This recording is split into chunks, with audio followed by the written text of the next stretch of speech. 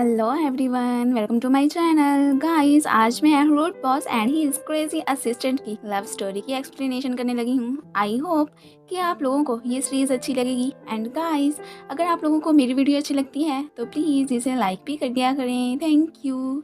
ये कहानी है हमारी क्रेजी गर्ल जोजो की, जिसकी थॉट्स बाकी गर्ल्स की निस्बत थोड़ी डिफरेंट है। इस एज में सारी गर्ल्स की विश अपने चार्मिंग प्रिंस को ढूंढने की होती है, बट हमारी जोजो की विश तो बस अपने वर्क की सक्सेस ही है। उसे बस काम के हवाले से क्लाइंट्स और ऑर्डर्स ही चाहिए। जोजो के पेरेंट्स की डेथ उसके बचपन में ही हो गई थी, सो वो अब अपनी स्टेप मदर और स्टेप ब्रदर शिंग के साथ रहती है। अब आप सोच रहे होंगे कि उसकी स्टेप मदर तो वैसी ही होगी जैसे कि हमें पता है, इवल टाइप की, बट ऐसा कुछ भी नहीं है। वो तो जोजो को अपने बेटे से भी ज़्यादा लव करती हैं और उनका तो बस यही सपना है कि जोजो अब अपना लाइफ पार्टनर चूज करके शादी कर ले।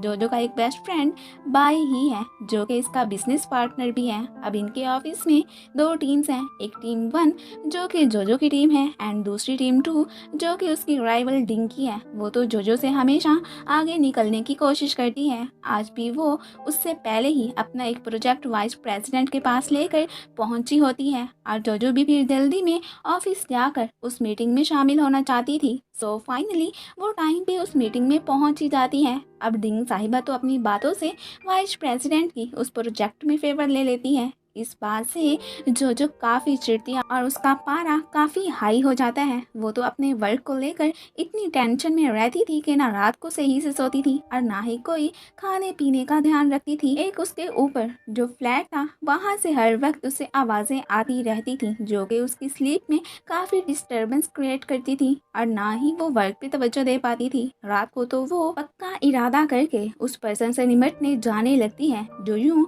नॉइस क्रिएट करता रहता था, बट वहाँ पर तो एक स्कैरी इन्वायरमेंट क्रिएट हो जाता है। वो हिम्मत करके उसके फ्लैट में जाती है, बट उसे फील होता है कि जैसे ये किसी पागल बंदे का घर हो। वो तो ये भी इमेजिन करने लगती है कि जैसे उसने इसे चेयर के साथ बांध दिया है और यही पर्सन हमारे ड्रामे का मेन लीड जी शेंग है। फिलहाल जोजो तो इससे डर के वहाँ से भाग जाती है। घर आकर वो मॉम और भाई को मास्क लगा देखती है तो इस बात से तो वो और ही ज़्यादा डर जाती है। फिर उसे पता चलता है कि ये तो जस्ट मॉम और शिंग ही है। एंड फिर यहाँ पर बाद में हमें ये भी दिखाया जाता है कि जोजो का कोई बॉयफ्रेंड भी था, जिससे उसका अब तो ब्रेकअप भी हो चुका है और उसके बाद से उसने अपनी लाइफ में किसी भी पर्सन को नहीं आने दिया है। नेक्स्ट डे ऑफिस में एक मीटिंग होती है जिसमें टीम 2 एंड 1 ने अपने प्रीवियस ईयर और प्रेजेंट ईयर की परफॉर्मेंस के बारे में बताना होता है। यहाँ पर जोजो तो गलती से वाइस प्रेसिडेंट से ये प्रॉमिस कर बैठती है कि मैं इस साल आपको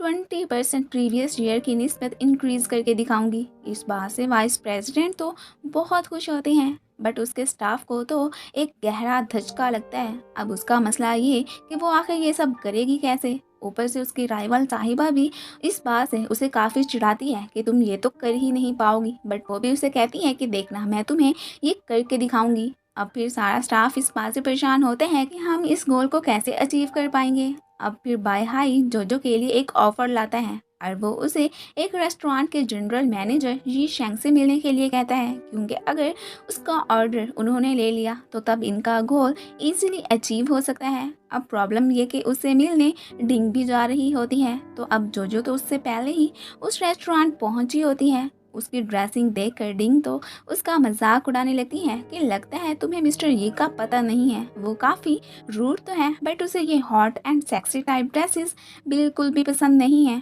अब तो जोजो परेशान हो जाती है कि मैं क्या करूं।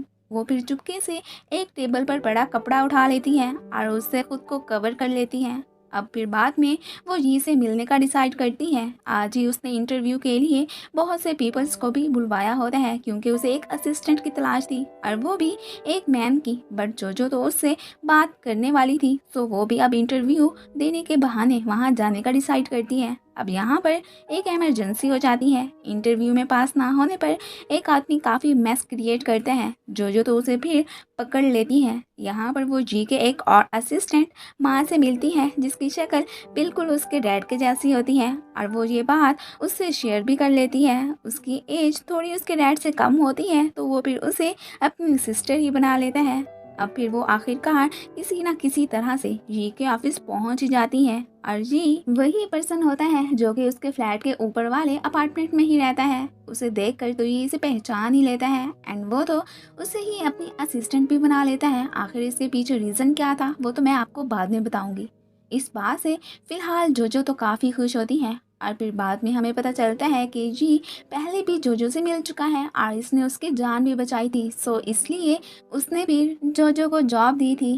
खैर इस सब को सोचते हुए वो एक बाइक से टकराने ही लगता है कि तभी माँ आकर उसे बचा लेता है। अब वहाँ जॉब लगने पर जोजो फिर अपने ऑफिस से 1 साल की लीव ले लेती है, जो कि वाइस प्रेसिडेंट उसे खुशी खुशी दे देते हैं क्योंकि आखिर वो जनरल मैनेजर ये शेंग की असिस्टेंट जो बनने जा रही थी। इस बात से तो डिंग को काफ़ी जलन होती है। खैर उसका मिशन तो हर हाल में जोजो को हराना ही था। नेक्स्ट डे जोजो फिर जी के ऑफिस पहुंची होती है और वो तो उसे थोड़ा सा लेट आने पर भी डांट ही देता है और साथ में उससे काफ़ी रूडली बात करके उसे ऑफिस के रूल्स वगैरह के बारे में भी बताता है। फिर वो जोजो को अपने बाकी के स्टाफ से भी इंट्रोड्यूस करवाता है और यहाँ पर फिर एक एक्सपेरिमेंट करते हुए वो वही वाले मार्बल्स नीचे गिराता है जो वो पहले उसके अपार्टमेंट में भी देख चुकी है। तो अब जोजो को पता चल जाता है कि ये तो वही पागल पर्सन है। खैर वो तो इसे फिर इस पूरे रूम में बिखरे सारे मार्बल्स इकट्ठे करने का ऑर्डर दे देता है। वो इस बात से काफ़ी चिढ़ती है और घर आकर फिर ऊंची ऊंची आवाज़ में उसे खूब बुरा भला कहने लगती है। अभी फ़िलहाल तो उसने शिंग और मॉम को अपनी न्यू जॉब का नहीं बताया था। नेक्स्ट डे डिंग मैडम तो अपनी अदाओं से जोजो के स्टाफ को अपनी तरफ करने की भरपूर कोशिश करती है, बट कोई भी उसके चालों में नहीं आता। अब यहाँ पर शिंग जोजो के लिए खाना लेकर आया था तो डिंग तो उसे बता देती है कि वो इस वक्त रेस्टोरेंट में है और अब उससे एड्रेस लेकर शिंग उसे रेस्टोरेंट में आ गया होता है। यहाँ पर वो अपनी सिस को जब जी के साथ जाते देखते हैं तो वो कुछ और ही समझ लेता है और मॉम को आकर ये सब बता देता है। यहाँ पर वो तो ये समझने लगती है कि कहीं उस मैनेजर ने मेरी बेटी से कॉन्ट्रैक्ट वगैरह साइन करवा के अपनी गर्लफ्रेंड तो नहीं बना लिया। बट फिर भी वो इस बात से काफ़ी मुतमईन भी होती हैं कि जो ऐसी लड़की नहीं है वो कभी खुद के लिए ऐसा रास्ता नहीं चुनेगी जिससे उसे नुकसान पहुँचे। वो काफ़ी ब्रेव गर्ल है।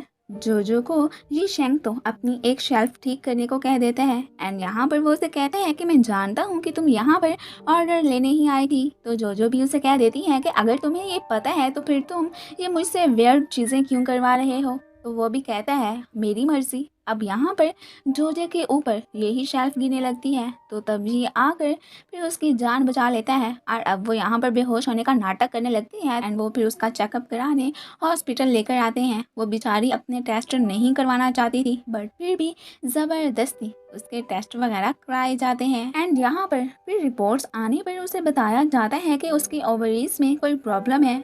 इस बात से तो वो काफ़ी शॉक होती है। उसे देखने हॉस्पिटल में मॉम और शिंग भी आ गए होते हैं और वो तो यहाँ पर देखते हैं कि वो अपने बेड से गायब होती है। फिर बाई ही उसे ढूंढकर उसके पास पहुँचा होता है। अब इसकी डिजीज़ से उसकी मैरिड लाइफ में फ्यूचर में प्रॉब्लम्स हो सकती थी तो वो इसी बात से ही काफ़ी परेशान होती है। तो यहाँ पर बाई ही उसे तसल्ली देता है एंड वो फिर उसे कहता है पहले तुम अपने लिए कोई राइट पर्सन ढूंढो, अगर कोई ना मिला तो फिर मैं तुमसे शादी करूँगा। इस बात से जोजो तो काफ़ी खुश होती है। नेक्स्ट डे वो जल्दी ही ऑफिस पहुँची होती है एंड उसने तो जी के लिए बाकायदा ब्रेकफास्ट भी बनाया होता है। अब वो पे यहाँ पर उसके सामने काफ़ी क्रेजी हरकतें भी करने लगती हैं तो ये उसे ये सब जल्दी से जल्दी समेटने को कहता है। ये रूड होने के साथ साथ काफ़ी क्लीनली पर्सन भी होता है। वो इसे कहता है कि पता नहीं तुमने ये सब बनाते हुए हाथ भी धोए थे या नहीं, जल्दी से इस सारे मैस को समेटो वरना मैं तुम्हारी पे में से पैसे काट लूँगा। अब उस बेचारी को फ़ौरन से ये सारा स्टफ समेटना ही पड़ता है। एक्चुअली में ये खाना उसने नहीं बल्कि मॉम ने बनाया था और उसे कुकिंग करनी आती ही नहीं थी। अब वो फिर टारगेट के तौर पर कुकिंग सीखने शेफ़ के पास जाती है बट उनके पास तो इसे सिखाने का बिल्कुल भी टाइम नहीं होता। इस बात से वो तो अपसेट भी हो जाती है। ऑफिस में मैडम डिंग ने फिर से जोजो के स्टाफ को घेरे में ले लिया होता है और उन्हें अपना बनाने की वो भरपूर कोशिश में होती है। ये सब बाय ही देख लेते हैं और वो जोजो को कॉल करके ऑफिस आने को कहते हैं। फिर तभी आंट उसे कॉल करके एक ब्लाइंड डेट पे जाने को कहती हैं, तो वो उन्हें मना कर देती है। अभी वो ऑफिस जाने का सोच ही रही होती है कि तभी जी शेंग आकर उसे अपने साथ वर्क पे चलने को कहता है। वो उसके साथ ना जाने के बहाने करती है, बट वो तो इसके किसी चक्कर में नहीं आता। फिर रास्ते में वो टॉयलेट जाने का बहाना बनाकर अपने ऑफिस वाली प्लेस पर गाड़ी स्टॉप करवाती है और फिर ऑफिस पहुंचकर वो अपने स्टाफ को फिर अपने साथ आने को कहती है। यहाँ पर स्टाफ को तो उससे डांट भी पड़ जाती है कि तुम लोग अपना वर्क छोड़कर उसके चक्रों में कहाँ आ जाते हो, और फिर उनके ज़िम्मे उनके हिस्से का वर्क डालकर वो फिर वहाँ से जाने ही लगती है कि रास्ते में उसका फिर डिंग से आमना सामना हो जाता है। वो इससे इस बात पर आर्ग्यू करती है कि तुम्हें तो मैं कभी भी तुम्हारे गोल को अचीव नहीं करने दूंगी, और इस बात पर इन दोनों में फाइट भी स्टार्ट हो जाती है जो कि काफ़ी फनी भी होती है। फिर बाई ही इन्हें छुड़ाने की खुद से भरपूर कोशिश करता है। अब लेट होने की वजह से जोजो तो वहाँ से भाग जाती है और गाड़ी में बैठ जाती है। इस फाइट की वजह से डिंग का तो हुलिया ही काफ़ी ख़राब हो गया होता है। अब यहाँ पर वो तो रात को बाय ही के साथ बार में जाने का डिसाइड करती है। ना सिर्फ उसका फाइट करने से हुलिया बिगड़ा था, बल्कि जोजो की भी काफ़ी हालत ख़राब थी। खैर वो भी जी के साथ रूम देखने एक होटल आती है। यहाँ पर वो इसे बेड पर लेटने को कहता है। वो नहीं लेटती तो ये उसे ज़बरदस्ती लिटा देता है। अब वो तो यही समझती है कि ये मुझसे ज़बरदस्ती कर रहा है, तो वो भी चीखने लगती हैं। तो ये उसे कहता है कि मैं जस्ट बेड की फ्लेक्सिबिलिटी चेक करने के लिए ही लेटने को कह रहा था, और यही तो तुम्हारा काम है। तो वो अब फिर थोड़ा सा एम्बैरस हो जाती हैं। वो लोग तो इतने होटल्स गए थे कि दोनों ही फिर काफ़ी थक हार जाते हैं। वो उसके साथ एक बेड पे लेटता है तो वो उसे मार के वहाँ से उठा देती है। अब बाद में वो इसे अपने साथ उस प्लेस पर लेकर आता है जहाँ पर जोजो ने इसकी हेल्प की थी, ताकि उसे याद आए कि वो दोनों पहले भी मिल चुके हैं। बट जोजो तो वो वाला इंसिडेंट भूल चुकी थी, उसे तो कुछ भी याद नहीं था। अब फिर जी इस बात से थोड़ा सा सैड हो जाता है और वो फिर इतने वर्क के बाद उसे छुट्टी दे देता है। दूसरी तरफ बाय ही और डिंग एक बार में आए होते हैं। यहाँ पर बाय ही तो उसे जोजो के साथ यूं रोज रोज फाइट करने की बजाय कोलैबोरेट करने को कहता है, बट वो तो बिल्कुल भी इस बात के हक में नहीं होती। एंड फिर बाद में बाई ही को ये भी पता चलता है कि डिंग का तो एक हैंडसम और काफ़ी रिच बॉयफ्रेंड भी है, और वो यहाँ पर इनकी फ़ोटोज़ भी बना लेता है।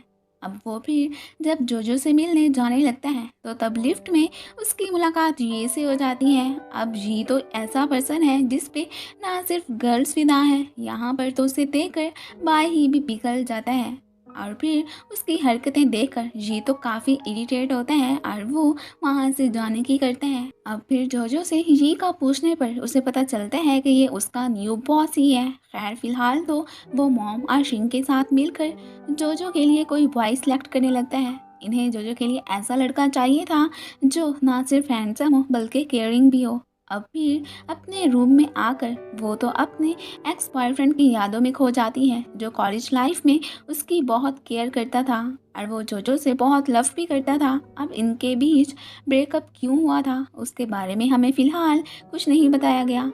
नेक्स्ट डे जोजो फिर से ये के लिए ब्रेकफास्ट लेकर गई होती है और साथ में ब्रांडेड इंग्रेडिएंट्स का सर्टिफिकेट भी दिखाती है कि ये सब खालिस है। उसकी इन बातों से और क्रेजीपन से ये स्माइल भी करने लगता है, जो कि माँ बहुत अच्छे से नोट कर लेता है।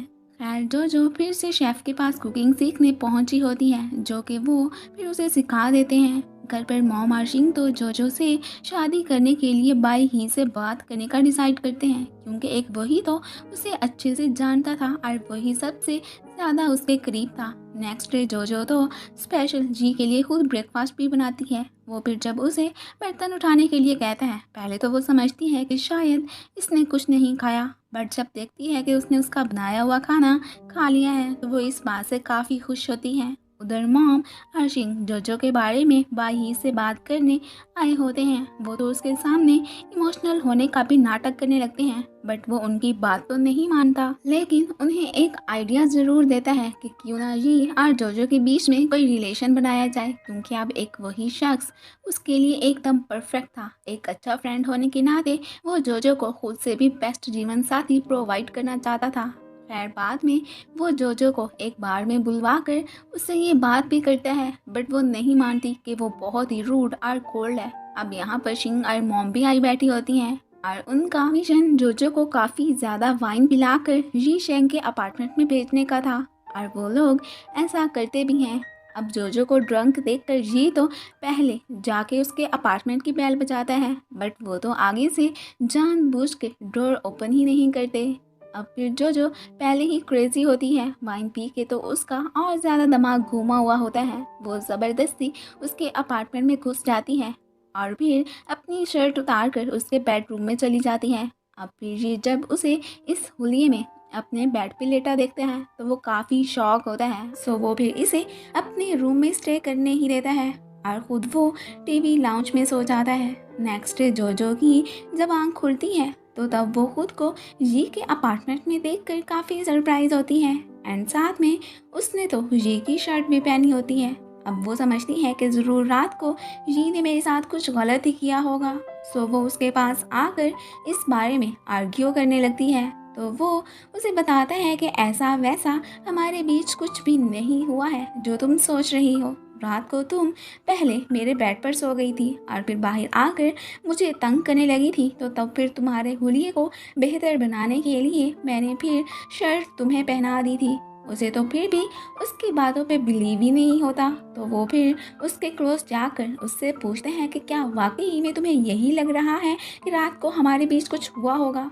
तो वो फिर उससे कहती है नहीं, मैं भला ऐसी डर्टी थिंग्स कैसे सोच सकती हूँ, और फिर खुद ही उससे दूर हो जाती है। यहाँ पर जी तो उसे बेडशीट उतार कर बाहर फेंकने को कह देता है। अब जाहिर है उसने तो कहना ही था, वो रात को उसके बेड पे जो सो गई थी। अब भी वो अपने अपार्टमेंट में आ जाती है एंड यहाँ पर वो मॉम और शिंग को इतना तो अश्योर करवाती है कि रात को जी ने मेरे साथ कुछ गलत नहीं किया था। अब वो फिर शेफ़ के घर अपने पैन को एडवर्टाइज करने पहुंची होती है। वो घर पर नहीं होता तो फिर उनका छोटा बेटा उसके लिए डोर ओपन करता है। शेफ़ बहुत बिजी होने की वजह से अपने बेटे के लिए खाना भी नहीं बना पाता था, तो फिर उसे हंग्री देखकर वो उसके लिए खाना बनाने का सोचती है। उधर रूम में मॉम जोजो की डायरी देख चुकी होती हैं और उसमें वो उसके बॉयफ्रेंड की फ़ोटो देखकर काफ़ी खुश हो जाती हैं कि चलो इसका कोई लवर भी है। जोजो ने क्यूट से बच्चे के लिए खाना बना भी लिया था और तभी यहाँ पर फिर शेफ़ भी अपने वर्क से घर आ गया होता है और उसे छोड़ने जी ही आया होता है। खैर घर में वो तो जोजो के साथ अपने बेटे को देखकर थोड़ा गुस्सा हो जाता है और अपने बेटे को डांटने लगता है कि तुमने स्ट्रेंजर्स को घर क्यों आने दिया। फिर जोजो उन्हें एक्सप्लेन करती है कि मैं जस्ट यहाँ पर एडवर्टाइजमेंट के सिलसिले में ही आई थी और ऊपर से जब आपके बेटे को देखा कि उसे भूख लगी है तो फिर जस्ट मैंने उसके लिए खाना ही बनाया था। और फिर वो उसके लिए उनसे अपोलोजाइज भी करती है और वहाँ से चली जाती है और इसे जाते हुए जी भी देख लेता है। एक रेस्टोरेंट पर शिंग अपने एक फ्रेंड छियाओ के साथ बैठा होता है, तभी ऊपर से बाई ही आकर भी उन्हें ज्वाइन करता है। यहाँ पर इनका प्लान छियाओ को उन्हें अपनी सिस के लिए कोई लड़का ढूंढवाने का होता है, क्योंकि जी के यहाँ तो रात को कोई दाल नहीं गली थी। अब यहीं पर ही जोजो भी आ जाती है, तो ये दोनों श्याओ को जोजो के बारे में बताते हैं और फिर उसकी नज़रों से बचते हुए वहाँ से चले जाते हैं। अब श्याओ को तो जोजो काफ़ी पसंद आई थी और वो यहाँ पर उसकी ड्राइंग भी बनाने लगता है। जोजो को तो यहाँ पर फिर से अपने एक्स बॉयफ्रेंड के ख्यालात ही आने लगते हैं और फिर यहाँ पर श्याओ को भी देख लेती है। खैर फिर उसे इग्नोर कर देती है। दूसरी तरफ होटल में डिंग की एंट्री हो चुकी होती है और वो यहाँ पर रहने के लिए ही आई थी। जोजो तो उसे यहाँ देखकर काफ़ी शॉक होती है एंड फिर हमें पता चलता है कि जी और डिंग तो एक्चुअली में कॉलेज के फ्रेंड्स हैं और वो पहले जी को लाइक करती थी और अब यहाँ पर वो उसका ऑर्डर हासिल करने ही आई थी। खैर यहाँ पर वो तो जोजो को काफ़ी तंग भी करती है, उससे मुख्तलिफ किस्म की डिशेस मंगवाती है, बट फिर ये कहकर वो डिशेस नहीं खाती कि ये मुझे पसंद नहीं आई हैं। अब जोजो को तो पता चल जाता है कि ये जस्ट मुझे इरिटेट करने के लिए ही ऐसा कर रही है। अब फिर जब रूम सेलेक्ट करने की बारी आती है तो तब भी वो कुछ ऐसी ही हरकतें करती है और जोजो को बहुत से रूम्स में फिराती है, क्योंकि उसे तो अब फिर कोई रूम ही पसंद नहीं आता। इस बात से वो इरिटेट होकर फिर आगे से बोल भी पड़ती है, तो डिंग फिर उसे सॉरी बोलने को कहती है वो नहीं बोलती तो उसकी जगह पे जी उससे अपोलोजाइज करता है। इस बात से जोजो काफ़ी सरप्राइज होती है एंड फिर वो माँ को भी इस सब के बारे में बताती है कि मैं जैसे ये को समझती हूँ वो इतना बुरा नहीं है। अब फिर से डिंग ने उसे अपने पास बुलवा लिया होता है एंड यहाँ पर वो उसे बताती है कि मैं तुमसे पहले ही ये से प्रोजेक्ट साइन करवा कर रहूँगी। इस बात से जोजो को फिर तब चढ़ जाती है और इन दोनों की फिर से फाइट स्टार्ट हो जाती है। अब बाद में जोजो ये के ऑफिस में जाती है और फिर उससे गुस्से में बात करके उसे अपनी बातें चुप करके सुनने को कहती है। वो उससे फिर अपने सारे दुख शेयर करने लगती है कि मैं तुम लोगों की तरह मुंह में सोने का चम्मच लेकर पैदा नहीं हुई। मैंने अपनी लाइफ में बहुत स्ट्रगल की है। अब ऐसे ही खामखा डिंग मेरे वर्क में टांग अड़ाने की कोशिश कर रही है। एंड यहाँ पर वो उसे ये भी बताती है कि मैंने कुछ साल पहले एक आदमी की जान भी बचाई थी, मगर उसकी हेल्प करने के बावजूद भी मुझे आज तक कोई रिवॉर्ड नहीं मिला। अब वही पर्सन तो यही था। मेन जोजो को वो इंसिडेंट तो याद था बट उस पर्सन का फेस याद नहीं था। खैर यहाँ पर फिर ही दिल में उसे रिवॉर्ड देने का सोचता है। अब फिर अपनी टेंशन्स को कम करने के लिए वो बाई के साथ बार में जाती है और फिर खूब ड्रिंक करती है। वो तो उसे यहाँ पर यही एडवाइस देता है कि तुम प्रेसिडेंट से जाकर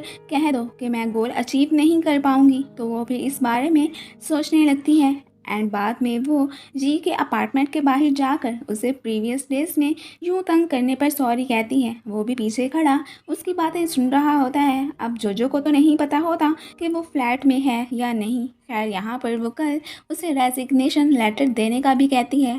अब फिर वो नेक्स्ट डे उसके ऑफिस में वो लेटर रख भी देती है।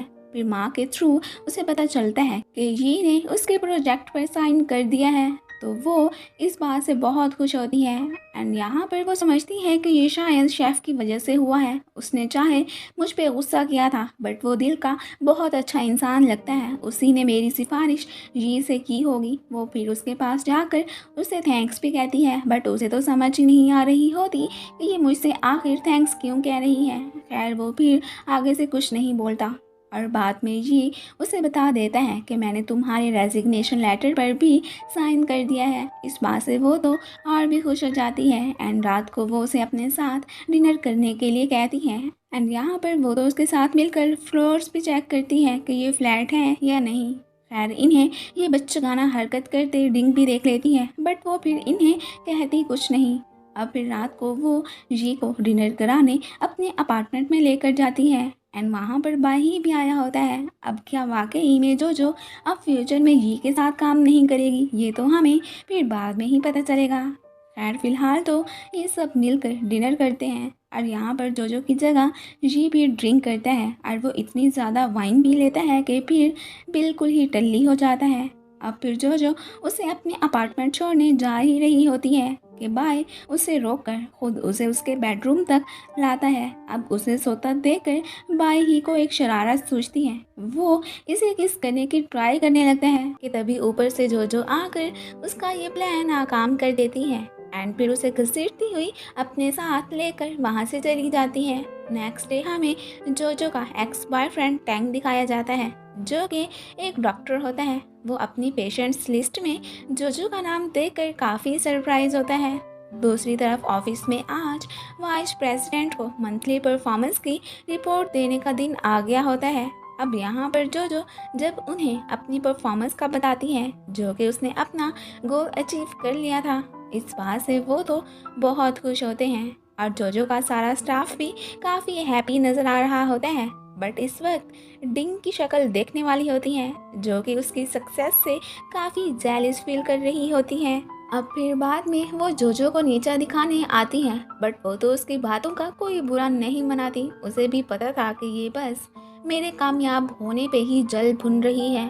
अब वो जब मॉम के साथ अपना दोबारा चेकअप कराने आती है तो यहाँ पर उसे पता चलता है कि उसका डॉक्टर कोई और नहीं बल्कि टैंग है। वो इस बात से काफ़ी सरप्राइज होती है और टैंग से जोजो का ट्रीटमेंट करवाने का मॉम का ही आइडिया था। उन्होंने ही उसकी डायरी में से टैंग को देखकर उसके सारे बायोडाटा का पता करवा लिया था। उसके पास जोजो को लेकर जाने वाला प्लान उन्हीं का ही था। उन्हें इतना तो पता था कि ये जोजो का एक्स बॉयफ्रेंड है, बट साथ में उन्होंने डायरी में ये भी पढ़ लिया था कि वो आज तक उसे भूल नहीं पाई थी। फिर जोजो बाई ही के साथ आउटिंग पे जाती है एंड यहाँ पर वो बाई ही को भी बताती है कि मेरी आज टैंग से मुलाकात हुई थी। अब यहाँ पर हमें पता चलता है कि इतने अरसे से ब्रेकअप के बाद भी उसने टैंग के दोबारा अपनी ज़िंदगी में आने का बहुत वेट किया था। अब उसे ये पता करना था कि कहीं वो मैरिड तो नहीं है और क्या उसके दिल में मैं आज भी हूँ या नहीं। वो फिर अब खुद को उसके लिए संवारने का ही डिसाइड करती है। रात को वो घर अपनी शॉपिंग करके ही आती है। उसने तो आज तक टैंग का दिया हुआ फ़ोन भी संभाल कर रखा था, जो स्पेशल उसने अपने जैसा फ़ोन उसे लेकर दिया था। नेक्स्ट डे वो बड़ी तैयार होकर ऑफिस जाने लगती है और लिफ्ट में उसकी मुलाकात ये से भी हो जाती है। वो भी उसे इस ड्रेसिंग में देखकर काफ़ी सरप्राइज होता है कि ये इतनी तैयार श्यार होकर कहाँ जा रही है। अब वो लाख चाहे उसे दूर रहने की ट्राई करता, बट रियलिटी ये कि वो उसके दिल में जगह बना चुकी थी। वो उसके ऑफिस से जाने से काफ़ी सैड भी होता है और ये बात कोई और नोट करता या ना करता, बट माँ ने बहुत अच्छे से कर ली थी। जोजो तो ऑफिस में बस टैंक के ख्यालों में ही कोई रहती है और ये बात पूरा स्टाफ भी नोट कर लेता है कि आज जोजो को क्या हो गया है, वो इतनी स्ट्रेंज हरकतें क्यों कर रही है। खैर यहाँ पर तो वो लोग फिर अपनी सेल्स करने की परफॉर्मेंस भी देते हैं और हमेशा की तरह डिंग आकर उन्हें डिस्टर्ब करने से बाज नहीं आती। यहाँ पर वो एक दफ़ा फिर से जोजो के स्टाफ को उसके खिलाफ करने की कोशिश करने लगती है। अब ये बात जब बाई ही जोजो को बताता है तो वो इस बात से टेंस नहीं होती, क्योंकि उसे अपने स्टाफ पे पूरा यकीन होता है कि वो कभी भी मुझे छोड़कर डिंग के पास नहीं जाएगा। अब बाद में डिंग जी से इस बात पे आर्ग्यू करती है कि तुमने जोजो के प्रोजेक्ट पे साइन क्यों किया था, इतनी अहमियत तुम पहले कभी गर्ल्स को नहीं देते थे, अब उस पे इतना मेहरबान क्यों हो। बट जी तो उसकी बातों का कोई जवाब नहीं देता और ना ही उसके आर्ग्यू करने से उस पर कोई फ़र्क पड़ता है। रात को जो एक वेडिंग ड्रेस देखकर फिर से टंग के सपनों में खो जाती है, क्योंकि उसका ड्रीम टैंक से शादी करने का ही होता है। एंड फ्रेंड्स, एक बात तो बताएं, हर इंसान की लाइफ में कोई ना कोई ड्रीम ज़रूर होता है। आपका ड्रीम क्या है, हमें से शेयर ज़रूर कीजिएगा।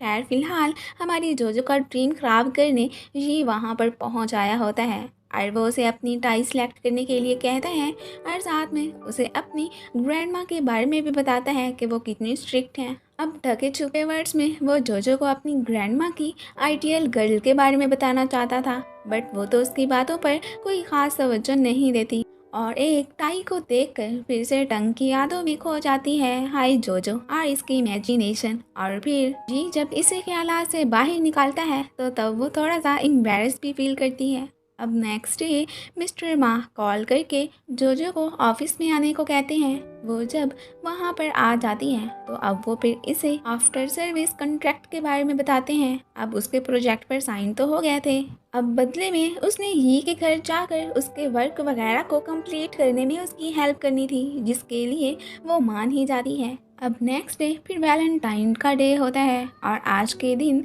वो एक रेस्टोरेंट पर जाती हैं तो वहाँ पर उसकी मुलाकात कोइंसिडेंटली टैंग से भी हो जाती है। उसे देखकर जोजो की खुशी का तो कोई ठिकाना ही नहीं रहता। वो आज भी बहुत ही केयरिंग और नाइस था। यहाँ पर वो उससे पूछना चाहती थी कि वो मैरिड है या नहीं, बट नहीं पूछ पाती। लेकिन टैंग उससे ज़रूर उससे शादी का पूछता है। तो जब उसे पता चलता है कि ये सिंगल ही है तो वो इस बात से मन ही मन में बहुत खुश होता है। अब हमें ये तो नहीं पता कि इनका आखिर ब्रेकअप क्यों हुआ था, बट ये दोनों आज तक एक दूसरे को नहीं भुला पाए थे। ये दोनों एक दूसरे से उतना ही लव करते थे जितना कि पहले। अब फिर ऑफिस में कोई गलती से बुके डिंग की प्लेस पर रखने की बजाय जोजो की सीट पर रख जाता है तो वो इसे उठाकर डिंग को वापस करने जाती है। एंड यहाँ पर उसे ये भी पता चलता है कि डिंग भी रिलेशन में है। खैर फिर उसे मॉम की कॉल आती है तो वो फिर जल्दी से वहाँ से चली जाती है। घर पर मॉम ने उसके लिए और अपने लिए एक रोमांटिक इन्वायरमेंट में डिनर बनाया होता है। यहाँ पर वो जोजो को थैंक्स कहती हैं कि उसने आखिर शिंकी और उसकी लाइफ में बहुत हेल्प की थी और आज तक उनके खर्चे भी बर्दाश्त कर रही थी।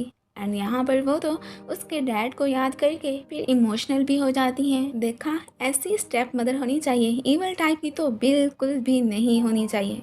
फिर अब वो जोजो को एक ब्रेसलेट पहनाती हैं कि ये बहुत लकी है, अगर ये जिस मैन पे गिरेगा वही तुम्हारा फेवरेट बॉय होगा और इस तरह तुम्हें तुम्हारा फेवरेट बॉय ढूंढने में कोई दिक्कत नहीं होगी। खैर थोड़ी देर बाद माँ उसे जी के पास जाने को कहता है ताकि वो उसके पास जाकर उसके वर्क में उसकी हेल्प कर सके। सो वो फिर उसके अपार्टमेंट के बाहर पहुंची होती है। वो इसे अंदर आने तो नहीं देना चाहता था, बट वो ज़बरदस्ती घुस ही जाती है और वो फिर स्पेशल उसके लिए खाना भी बनाने लगती है। वो तो आराम से अपने रूम में जाकर बैठ जाता है और इसे वही करने देता है जो इसका मन करता है। तभी फिर जोजो को खाना बनाते हुए चोट लग जाती है और फिर उसकी चीख ये भी सुन लेता है। जोजो को तो कोई खास चोट नहीं लगी थी, बट उसने खाने को ज़रूर जला दिया था। अब फिर उसकी उल्टी सीधी हरकतों से तंग आकर ये तो उसे अपने अपार्टमेंट से जाने को कह देता है। बट जोजो भला कहाँ मानने वाली थी, वो तो उल्टा उसे अपने साथ बाहर खाना खाने को कहती है। वो दोनों फिर बाहर मिलकर ना सिर्फ खाना खाते हैं बल्कि साथ में ड्रिंक भी करते हैं। वो तो यहाँ पर जी को एक फ्रेंड की तरह ही ट्रीट करती है। दूसरी तरफ एक बार में बाई ही ने अपने दो कॉलीग्स को बुलवा लिया होता है एंड यहाँ पर वो अपने मोटू कॉलीग को एक हॉट गर्ल की तरफ इशारा करके उसे प्रपोज करने को कहता है। बट वो गर्ल कोई और नहीं बल्कि डिंग ही होती है। उसे देखकर बाकी दोनों तो वहाँ से भाग जाते हैं, लेकिन बाई ही उसके हथों चढ़ जाता है। उधर जोजो तो अब काफी ड्रंक हो चुकी होती है और वो जी को तो फिर अपने एक्स बॉयफ्रेंड टैंग के बारे में भी बता बैठती हैं एंड ये बातें करते हुए फिर वो वहाँ पर ही सो जाती हैं। डिंग बाहर में अपने बॉयफ्रेंड के साथ ही आई थी और उसे तो उस पर बड़ा यकीन होता है कि वो मुझसे बहुत ज़्यादा लव करता है, लेकिन बाई ही ने उसका पता करवा लिया था। वो एक नंबर का ठरकी इंसान था, लेकिन उसकी बातों पर डिंग तो कोई यकीन ही नहीं करती। जोजो को जी ने अपार्टमेंट में छोड़ दिया था और उसका फ़ोन जी के पास ही रह गया था। अब उसके फ़ोन में टैंक की कॉल आती है, बट वो तो आगे से उसकी कॉल पिक ही नहीं करता। जोजो की जब आँख खुलती है तो वो अपना दूसरा फ़ोन ना देखकर परेशान हो जाती है। वो उसे ढूंढने भी जाती है बट फ़ोन उसे नहीं मिलता। अरे मिलता भी कैसे, वो तो ही के पास था।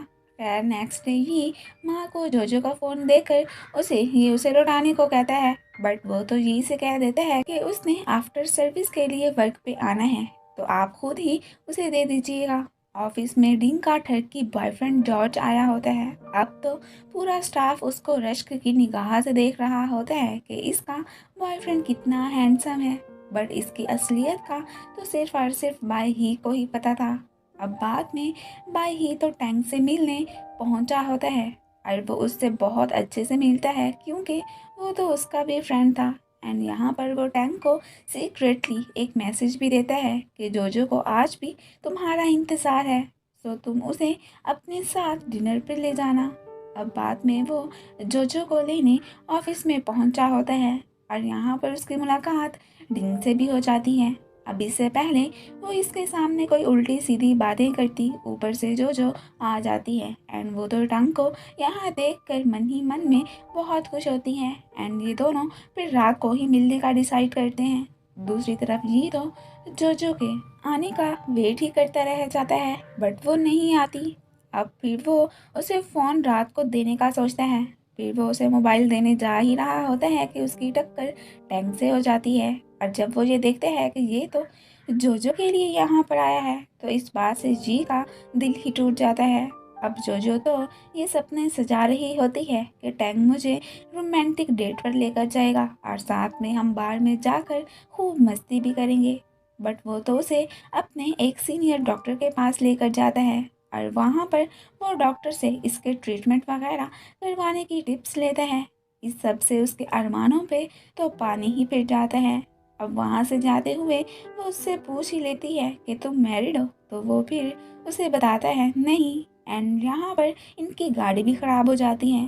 अब वो अपनी गाड़ी वहीं पर ही पार्क कर देता है एंड जोजो के साथ वॉक करते हुए वहाँ से जाने लगता है। अब रास्ते में ये दोनों अपने पास्ट के बारे में ही बातें करते हैं। यहाँ पर एक आंटी तो इन्हें कपल ही समझ लेती है। खैर रियलिटी तो ये नहीं थी।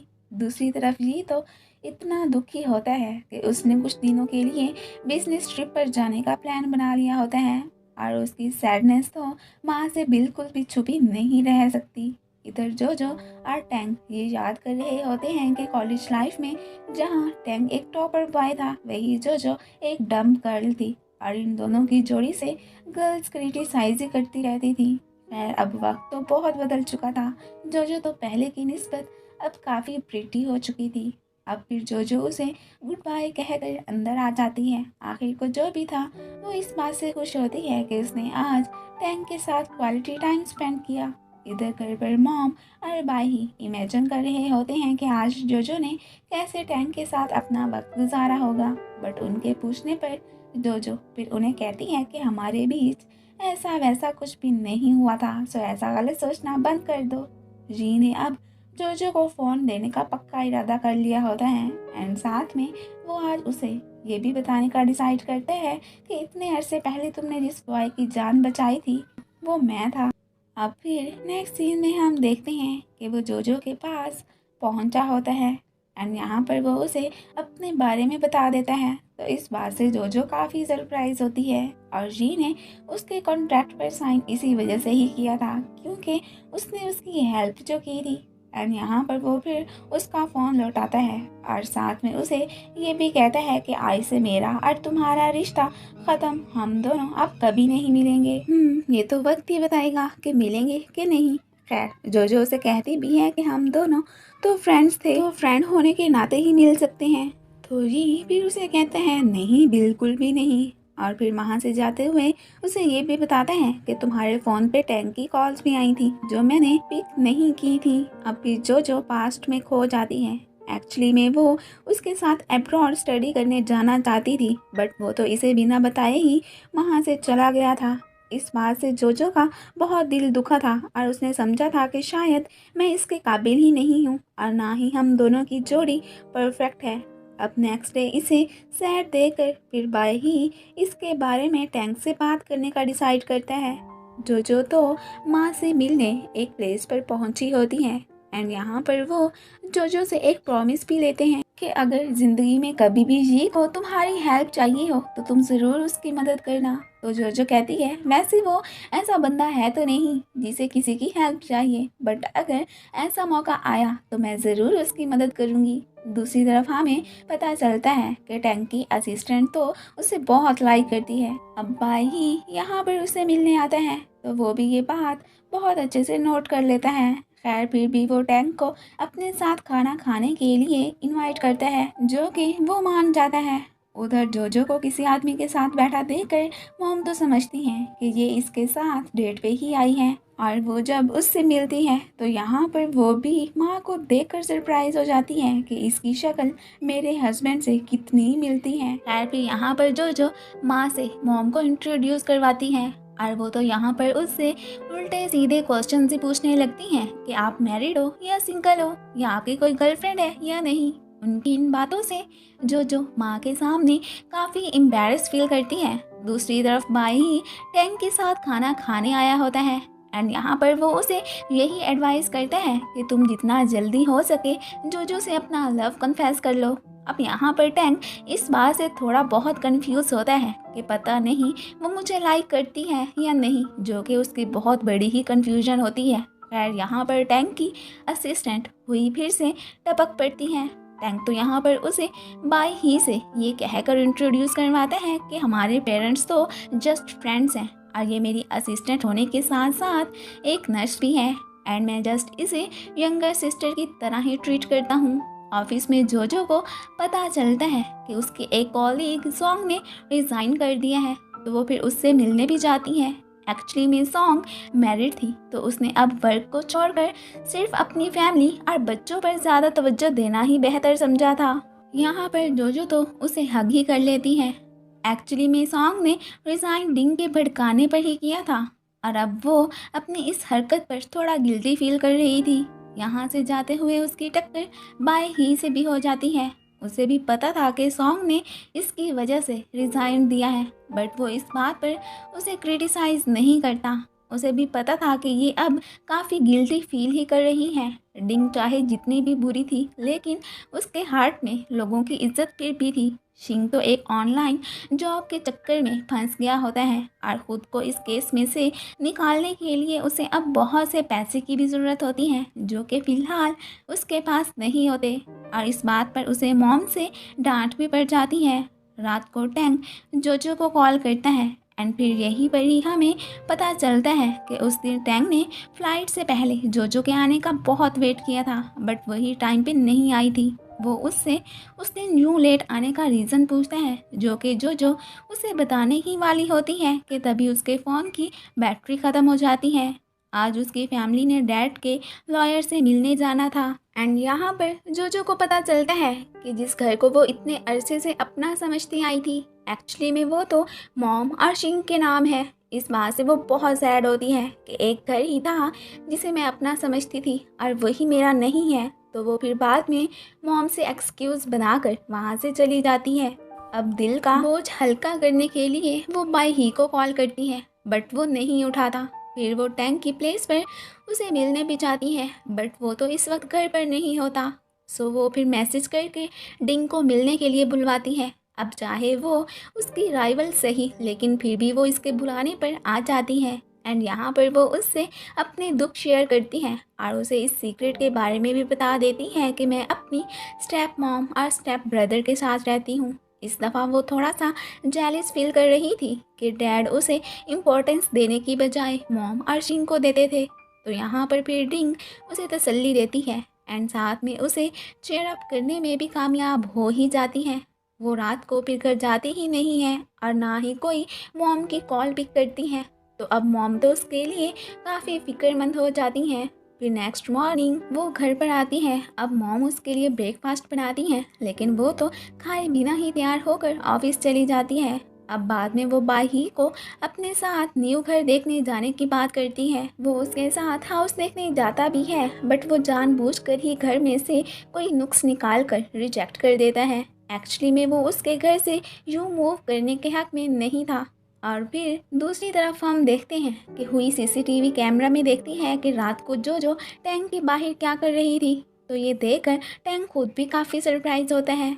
फिर वो जोजो को कॉल करके अपने पास बुलाता है और फिर उसके साथ आउटिंग पे भी जाता है। यहाँ पर वो फील कर लेता है कि जोजो आज काफ़ी सैड है और उसके पूछने पर भी वो उसे सैडनेस का कोई रीज़न नहीं बताती एंड बाद में उसे एक वाइन से एलर्जी हो गई होती है। तो वो अब काफ़ी इल हो जाती है। तो टैंग फिर उसका ख्याल रखता है एंड आज की रात तो वो दोनों एक प्लेस रेंट पर लेकर ही वहीं पर ही रहते हैं। अब नेक्स्ट डे जब वो हॉस्पिटल जाती है तो यहाँ पर हुई ऐसे खामखा ही उसके सामने शोखियाँ मारती हैं कि मैं तो टैंग के बहुत ही ज़्यादा क्लोज हूँ। इस बात से जो काफ़ी जेलिस फील करती है। खैर फिर वो वहाँ से बिना कुछ कहे ही चली जाती है।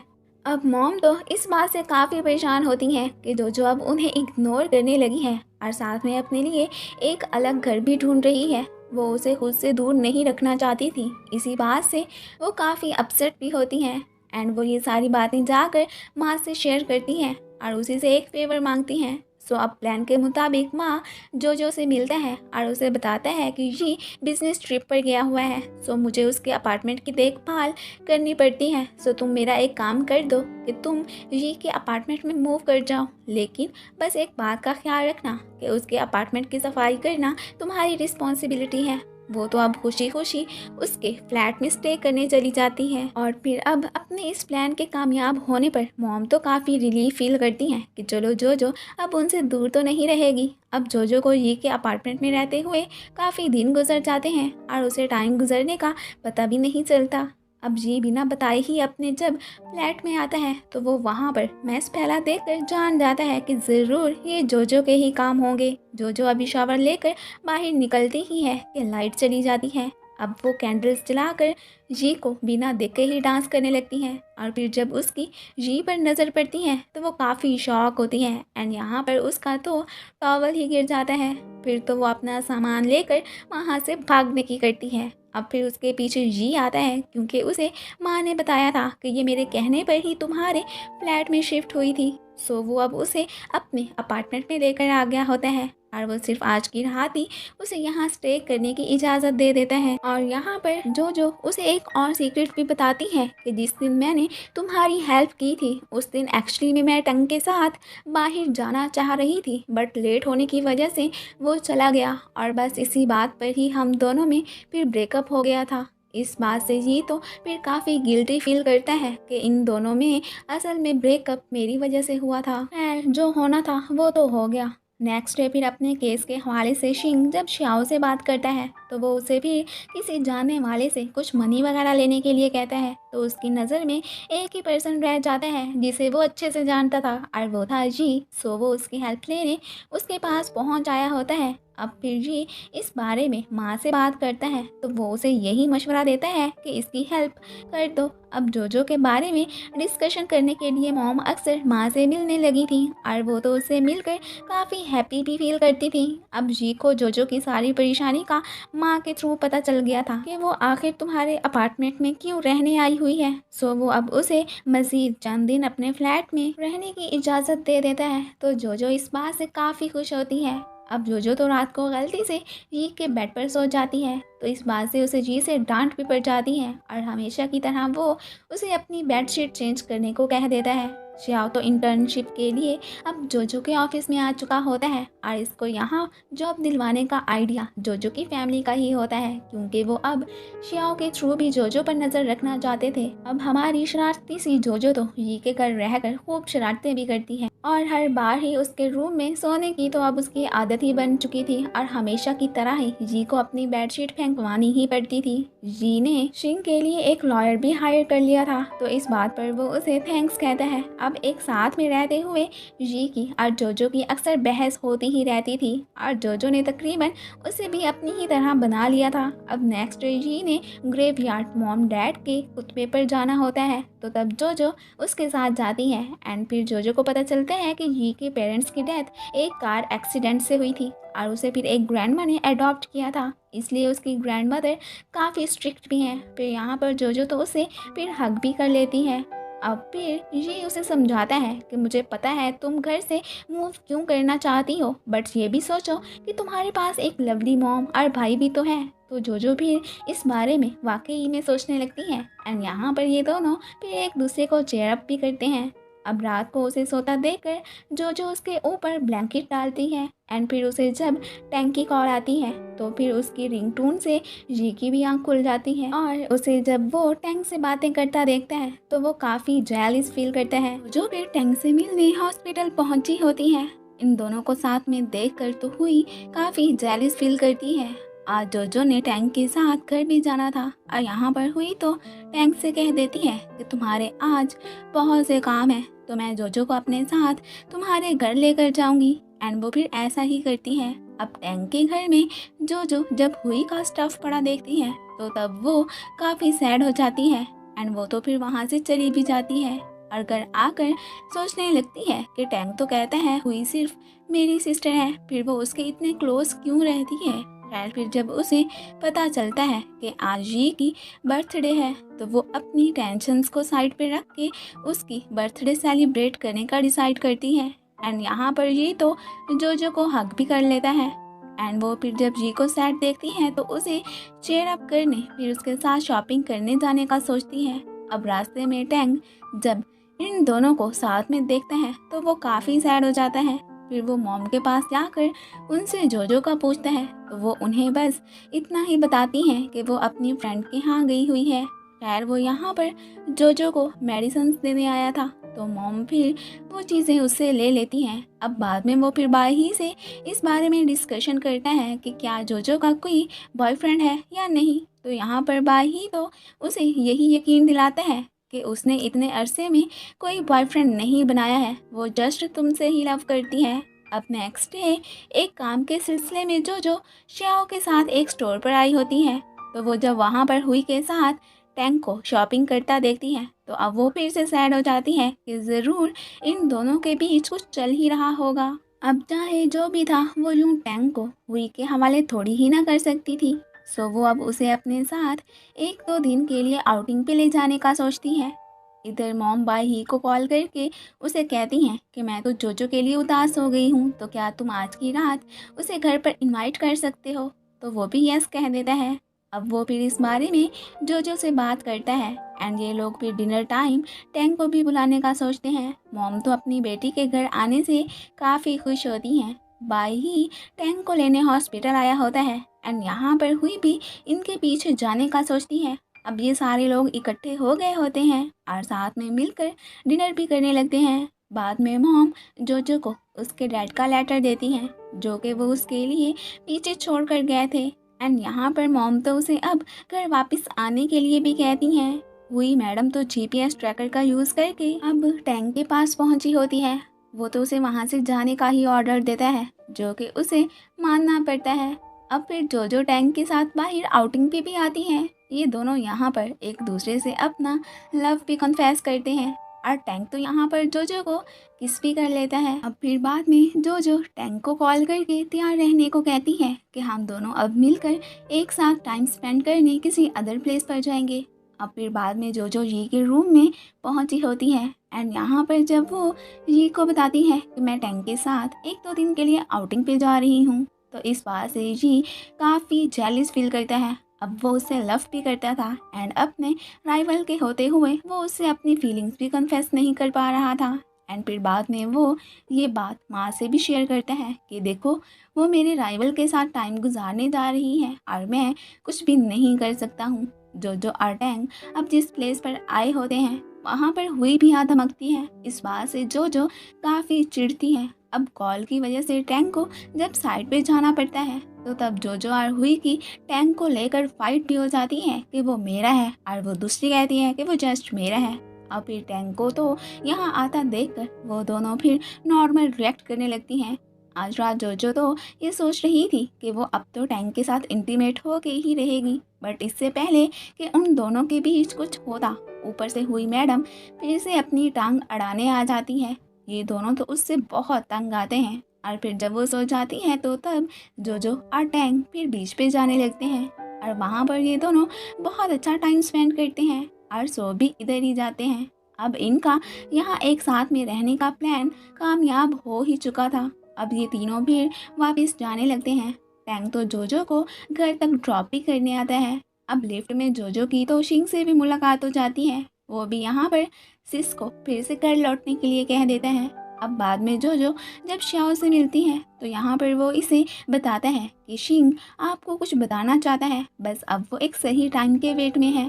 अब घर पर जी फील करता है कि जैसे जोजो की तबीयत ठीक नहीं है और वो तो अपने इल होने का टैंग को भी मैसेज कर देती है, तो वो फिर उसे देखने वहाँ से जाने लगता है। जोजो की अब कंडीशन पहले से भी ज़्यादा ख़राब हो जाती है तो ये फिर उसे हॉस्पिटल लेकर जाने लगता है और इन्हें जाते हुए टैंग भी देख लेता है। अब फिर जब वो जोजो को देखने हॉस्पिटल पहुंचता है तो तब जी फिर वहाँ से चला जाता है। टैंग तो सारी रात जोजो के पास बैठकर ही गुजारता है। नेक्स्ट डे शिंग जोजो को देखने हॉस्पिटल पहुंच आया होता है। अब टैंग को यहाँ देखकर उसके मुंह से फिसल जाता है कि मेरा ब्रदर इन लॉ जी कहाँ है। तो इस बात से टैंग शक में पड़ जाता है कि कहीं वाकई में जोजो उसके साथ रिलेशन में तो नहीं है। अब फिर जोजो को जब होश आता है तो शिंग उसे अपने केस के बारे में भी बता देता है एंड साथ में ये भी कि जी ने मेरी बहुत हेल्प की थी। अब जब उसे पता चलता है कि टैंग उसे देखने हॉस्पिटल में आया था तो वो फिर उससे मिलने जाने का सोचती है। टैंग की सारी रात जाग जाग कर कंडीशन काफ़ी ख़राब हुई होती है। उधर जी को जब जोजो का फिट थर्स्ट पड़ा मिलता है तो वो इसे लौटाने जब हॉस्पिटल जाता है। अब जोजो को वहाँ से जाता देखकर वो भी फिर उसके पीछे ही जाने लगता है। टैंग को सोता देखकर हुई मैडम तो उसकी और अपनी इकट्ठे में फ़ोटो भी बना लेती है और जब जोजो उससे मिलने आती है तो वो उसे वही वाली फ़ोटो दिखाकर कह देती है कि वो तो सो रहा है। खैर तभी ऊपर से टैंग भी वहाँ पर आ जाता है और फिर इन दोनों की इस बात से फाइट हो जाती है कि जोजो समझ रही होती है कि टैंग का हुई के साथ अफेयर चल रहा है और टैंग समझ रहा होता है कि जोजो जी के साथ रिलेशन में है और बस इस मिसअंडरस्टैंडिंग की वजह से ये दोनों तो ब्रेकअप कर लेते हैं। और इनकी सारी बातें ये भी खड़ा सुन रहा होता है और उसे तो जोजो के लिए बहुत बैड फील होता है। अब फिर ऊपर से रेन भी स्टार्ट हो जाती है जी तो उसे छाता देने की कोशिश करता है और साथ में तसल्ली भी देने लगता है, बट जोजो तो यहाँ पर उससे थोड़ी सी बदतमीजी कर जाती है और फिर उसकी तसल्ली की भी उसे कोई ज़रूरत नहीं होती। अब वो स्ट्रेस के मारे जब बेहोश हो जाती है तो तब ये फिर उसे उठाकर वहाँ से जाने लगता है। जोजो की जब आँख खुलती है तो तब वो खुद को अपने घर में ही पाती है। यहाँ पर मॉम को अपनी इतनी केयर करता देखकर वो तो थोड़ा सा एम्बैरस फील करती हैं कि ये मुझसे कितना लव करती हैं और मैंने ऐसे खामखा ही घर छोड़ दिया था। फिर जब वो डैड का छोड़ा हुआ लेटर देखती है तो उसमें भी डैड ने यही लिखा हुआ था कि बेशक मैंने घर तुम्हारी मॉम के नाम किया है, बट एक्चुअली में तुम्हें तो लकी होना चाहिए कि तुम्हारे पास इतना लव करने वाले रिश्ते हैं। सो वो अब यहीं पर ही रहने का डिसाइड करती है। अब वो फिर रात को ये से अपोलोजाइज करने आती है कि उसने बारिश वाले दिन उससे थोड़ी बदतमीजी से बात कर ली थी, बट वो उससे फिर सॉरी नहीं बोल पाती। अब नेक्स्ट डे वो फिर री को मैसेज करके रात को उसके घर से अपना सामान उठाने की बात करती है, तो वो भी कह देता है ओके आके उठा के ले जाना। जोजो की बजाय मॉम जी के अपार्टमेंट में से उसका सामान लेने जाती है तो आगे से जी की बजाय मिस्टर मा ही वहाँ पर होते हैं। एंड जब मॉम के पीछे शिंग वहाँ पर आता है तो वो भी जोजो और मॉम की तरह उसे देखकर यही समझने लगता है कि जैसे ये डैड हो। फिर मॉम के बताने पर उसे पता चलता है कि मिस्टर मा की शक्ल जस्ट उसके डैड से मिलती जुलती है, ये वो है नहीं। अब बाद में जोजो को पता चलता है कि श्याओ इनके घर रहने के लिए आ गया है और इसको घर में लाने का आइडिया शिंग का ही था। वो अब अपनी सिस्टर पे बोझ नहीं बनना चाहता था, सो उसने श्याओ को अपना रूम रेंट पे दे दिया था ताकि वो रेंट से मिलने वाले पैसों से चलो ज़्यादा ना सही अपना कर्ज ही चुका दे। दूसरी तरफ ये तो जोजो के जाने से काफ़ी सैड होता है एंड वो तो यहाँ पर उसके साथ बिताए पलों को भी याद करने लगता है। खैर अब उसके पास जोजो की यादें ही रह गई थी, वो तो अब वहाँ से चली गई थी। श्याओ की नज़र जोजो पे पड़ती है जो कि अपनी सोचों में कोई बैठी होती है, तो उसे यूं सैड देखकर उसको फिर एक आइडिया आता है। नेक्स्ट डे वो फिर जोजो को अपने साथ घुमाने बहुत सी प्लेसेस पर लेकर जाता है एंड वाकई में वो उसको चेयरअप करने में कामयाब हो ही जाता है।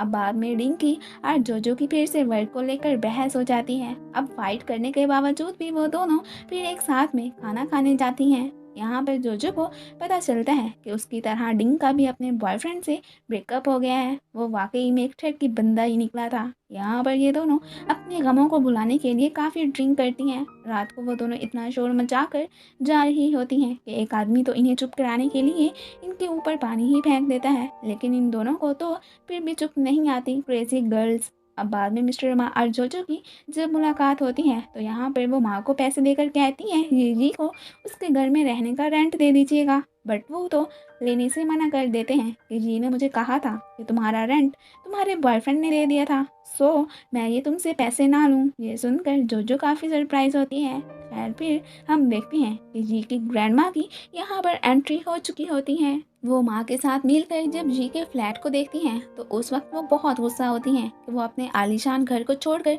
इस मुर्गे के डरबे जितने फ्लैट में रहने के लिए आ गया है। तो माँ यहाँ पर उन्हें बताता है कि ये की बस एक यही सिंपल से ही तो ख्वाहिश है कि वो आम ह्यूमंस की तरह लाइफ गुजारना चाहता है। अब फिर यहाँ पर ये भी आ जाता है, उसे एहसास था कि ग्रैंडमा ने तो बस अपने बिजनेस को चलाने के लिए मुझे एक मोहरा ही बनाकर रखा है और वो इस बात पर आज ग्रैंडमा से बदतमीजी भी कर बैठता है। तो इस बात से वो बहुत गुस्सा होती हैं एंड फिर वो माँ से कहती हैं कि मैं अब जी को एक फैमिली प्रोवाइड करना चाहती हूँ। सो वो अब उसकी ब्लाइंड डेट का अरेंज करने का डिसाइड करती हैं। अब बाद में माँ जोजो को कॉल करके जी को देखने को कहता है कि वो अपनी ग्रैंडमा से आज नाराज़ होकर बार में है, सो वो भी फिर उसके पास पहुंच गई होती है। अब ये तो उनसे बदतमीजी करने पर थोड़ा सा शर्मिंदा भी होता है। खैर वो दोनों तो यहाँ पर फिर खूब ड्रिंक करते हैं एंड आज की रात तो जी भी जोजो को अपनी प्लेस पर लेकर जाता है। उसे फिर जी ये भी बताता है कि हालांकि मेरा ग्रैंडमा से कोई ब्लड का रिश्ता नहीं है, मैं फिर भी उनके डिसीजंस की केयर करता हूँ ताकि मुझे फिर से अपने रिश्ते ना खोने पड़े। और यहाँ पर वो तो इमोशनल भी हो जाता है, तो जोजो फिर उसे तसल्ली देती है। नेक्स्ट डे जब उन दोनों की आँख खुलती है तो उस वक्त वो तो खुद को एक साथ में देखकर काफ़ी एम्बैरस होते हैं। अब जो होना था वो तो हो गया था, लेकिन यहाँ पर जोजो तो जी के सामने ऐसे रिएक्ट करने लगती है कि जैसे इन दोनों के बीच कुछ हुआ ही ना हो। अब माँ जब जी को ब्लाइंड डेट पे जाने का बताता है कि ये ग्रैंडमा के डिसीजन है तो वो फिर उससे मिलने के लिए तैयार हो जाता है, क्योंकि अब वो ग्रैंडमा को निराश नहीं कर सकता था। जोजो से लव करते हुए भी वो इस बात को मानने के लिए बिल्कुल भी तैयार नहीं था। उधर जोजो की कंडीशन ख़राब हो जाती है तो वो फिर इस बात को कुछ और ही समझने लगती है कि कहीं मैं प्रेग्नेंट तो नहीं हो गई। अब यहाँ पर एक एक्सपायरी डेट वाली पड़ी प्रेगनेंसी किट उठाकर जब खुद का चेकअप करती है तो वो पॉजिटिव ही आती है। एंड यहाँ पर इस बात का श्याओ को भी पता चल जाता है। उधर जी को पता चलता है कि वो जिस लड़की के साथ ब्लाइंड डेट पे आया है वो कोई और नहीं बल्कि डिंग है। डिंग तो उसे देखकर बहुत खुश होती है। जोजो तो अपने प्रेग्नेंट होने की बात फिर जी को बताने का डिसाइड करती है। अब तो मॉम को भी किट के थ्रू पता चल जाता है कि उनकी बेटी प्रेग्नेंट है। वो तो इस बात से परेशान होने के बजाय उल्टा खुश होती हैं और इस बारे में शिंग को भी बताती हैं और फिर खुद जोजो से मिलकर उससे कहती हैं कि तुम चाहे हमसे अपना सीक्रेट छुपाने की कोशिश कर लो बट हमें पता चल चुका है कि तुम प्रेग्नेंट हो। तो जोजो भी यूं पब्लिक में खामोश रहने के लिए कह देती हैं। जी तो सपने में जोजो को ही अपनी ब्राइड बना देखता है तो वो इस बात से काफ़ी कंफ्यूज नजर आता है कि क्या वाकई में फ्यूचर में जोजो मेरी ही ब्राइड होगी। डिंग ने तो जब से जी से डेटिंग करनी स्टार्ट की थी तब से वो तो उसके बहुत ही करीब जाने की कोशिश करने लगी थी ताकि वो उसे अपने चाम के जाल में फंसा सके।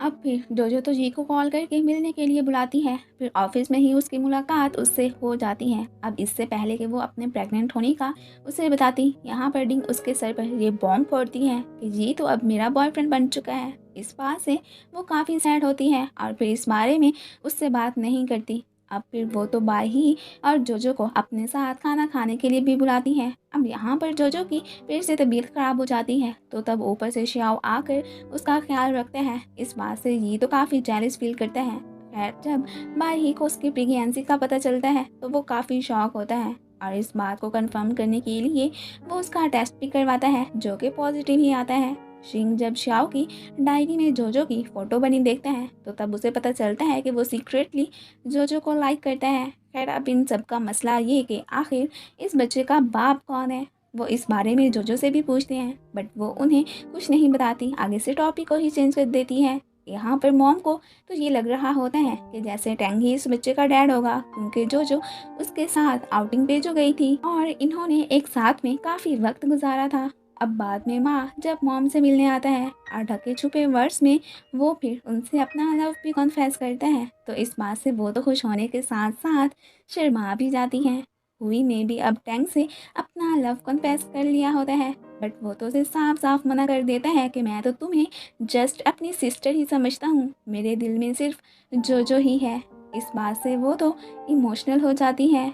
अब मॉम जोजो की डायरी लेकर टैंक के पास पहुंची होती हैं एंड यहाँ पर वो उसे बता देती हैं कि जैसा तुम समझ रहे हो जी का और जोजो का ऐसा कोई रिलेशन नहीं है, वो जस्ट फ्रेंड्स हैं। तो अब टैंक को बिलीव हो जाता है कि जोजो वाकई में मुझसे लव करती है एंड वो यहाँ पर उससे पैचअप करने का डिसाइड करता है। अब फिर वो जोजो को लेने ऑफिस पहुंचा होता है। यहाँ पर उसे टैंक के साथ जाता देखकर जी की तो शक्ल ही देखने वाली होती है। अब डिंग उससे पूछती है कि क्या तुम वाकई में जोजो को लाइक करते हो तो वो उसे कहता है नहीं ऐसी बात नहीं है। तो वो यहाँ पर उसे किस करने को कहती है तो वो भी फिर उसे किस कर ही लेता है। इन दोनों को किस करते जोजो भी देख लेती है और वो इस बात से काफ़ी सैड हो जाती है। उसे तो यही लग रहा होता है कि जैसे जी को मुझसे बिल्कुल भी लव नहीं है।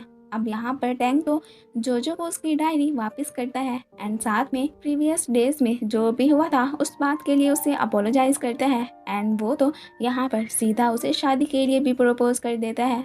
तो वो फिर उसे सब सच सच बता देती है कि मैं प्रेग्नेंट हूँ।